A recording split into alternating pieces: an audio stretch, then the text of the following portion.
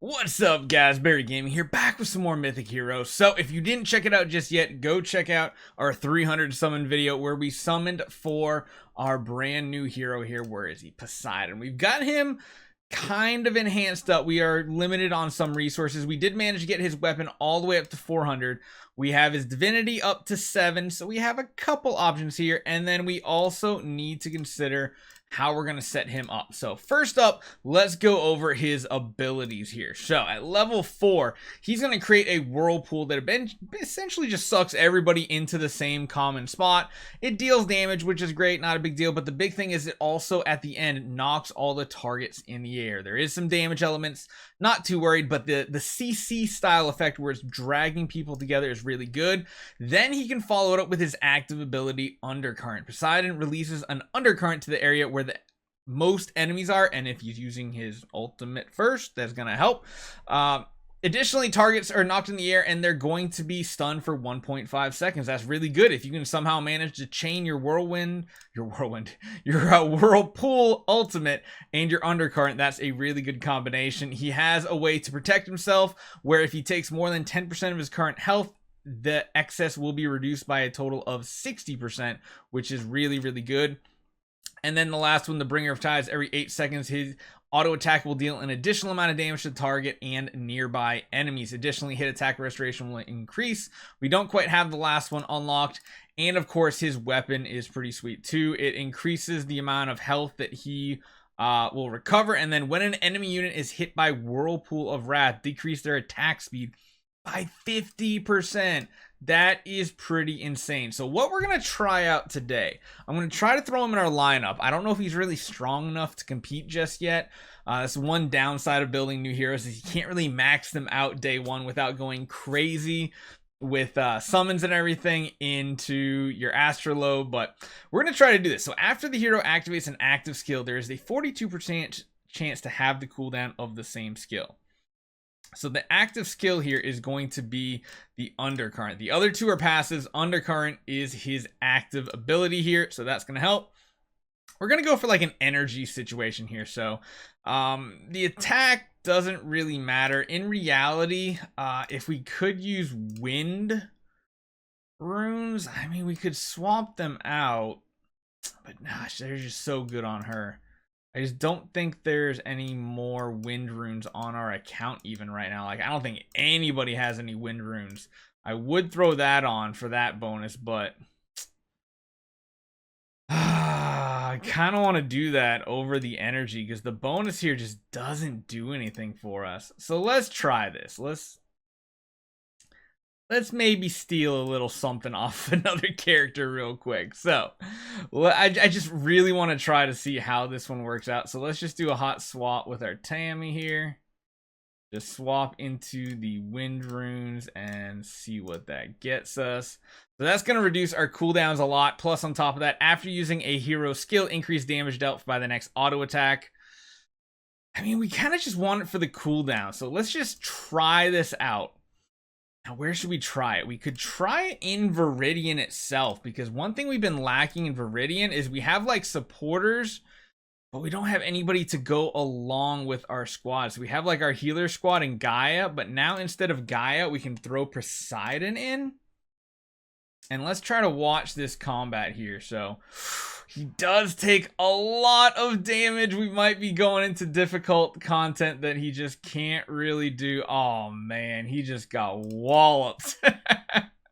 I don't think he's going to be of use here. We're just a little bit too far for his power level to be of use. Let's see, maybe somehow in campaign he can survive and get some things off. Honestly, I might still want to throw him in like the back row though. PvP could be a good spot to check him out though. Where did he go? My eye's just going right past him. Wait a minute. Where are you, Poseidon? There you are. I keep thinking it's a female character right there every time. We're going to put him in the back row too. just to give him a couple extra seconds to see if he, oh my god, he's just getting annihilated. This is one thing that's really, really difficult with trying to test these new heroes. It's like, you just can't test them day one exactly the way you want to. Oh man, we're pushing content so far. The one place we could try is in Arena. So we're pretty close to the top here in Arena. We can go up and fight against some of the tougher teams. What we will do is drop the guy and see what happens when we do throw in. There he is right there. So I'm going to put my Lucifer up front, throw him in the back. Let's just see if he can even get anything off in combat here. He's taking damage. Man, his energy generation is very low, so it might actually be better running him with some energy generation instead. Like, we could run him the typical tank style with all the damage reduction setups, but I don't think that's really worth it. So let's just instead just swap him back before we even forget to do any of the other stuff here. Let's just swap back over with, oh man, we gotta go find him now. There it is. Switch that back over. And we really need more runes on this account. That's one thing that's a struggle.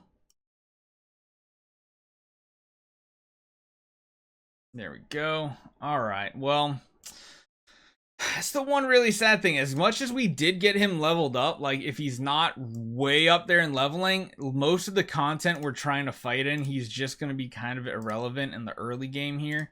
We'll try maybe fighting against somebody who's not as powerful and see if he makes any difference in the battle. Like I said, it just seems like getting him to his active is going to be very, very slow. So for the time being, I don't think we're going to be able to chain the abilities together like we really want to, because the whole idea that I had for this hero comes from the hero trial. When you actually take a look at his portrait and you come on down, when you look at his actual trial here, just watch how the combat ends up going. He gets that stun off where he lifts them, he then pulls them together, he gets a ton of energy, and then he just kind of does this chain back and forth where he's stunning, he's whirlpooling, he then gets a ton of energy. That's kind of the idea, but I think he might need to be built a little bit tankier than we actually want to with him. So probably for the time being, because he doesn't have that many amazing defensive abilities at the moment, we probably want to swap this over probably to like an Aegis, something where he's blocking damage. I mean, if we really want to, we might just want to go with complete damage reduction on him too, so that he's even tankier, and that gives him a chance to at least get one of those combos off. Even if he's not getting multiple of them off, he's getting at least a couple of these combos going here. So he does have damage reduction now. He still just melts. I wish I could show him against some like weaker content, but that's the one downside, is it's hard to show heroes like this in weaker content when you're already pushing everything so far. So we'll have to see exactly how good of a tank he is. My initial thoughts on him though is, because of the way his abilities can be like chained together, I feel like he's going to be like a really cool support for other heroes that want to do targeted AoE damage, where they're not going to hit the entire screen, but they're going to hit like a specific section of the screen. If you can somehow manage to get him built like we have our Lucifer, where we're just chaining our active and our ultimates back to back to back, like this right here. Essentially, this is like the best example you can be, where you're just chaining these abilities together. That would be most optimal, but we'll have to see. You might need to build him tankier, since he doesn't have a lot of tank features in his skills like a lot of the other heroes do. A lot of them are more damaging and controlling style abilities beside his title wall. So let me know what you guys think about Poseidon. I think overall he's going to be a pretty solid tank. Might be a weak tank in the early, but I feel like in the late game, when you put him on the right team with the right lineup, with a lot of people hitting AoE hits that are targeted, or even like Susano. Honestly, a Poseidon Susano sounds like, or Susano sounds like a really sick combo with that AoE cleave that he has. So let me know what you guys think. Hopefully you guys enjoy this one. I'll see you guys next time.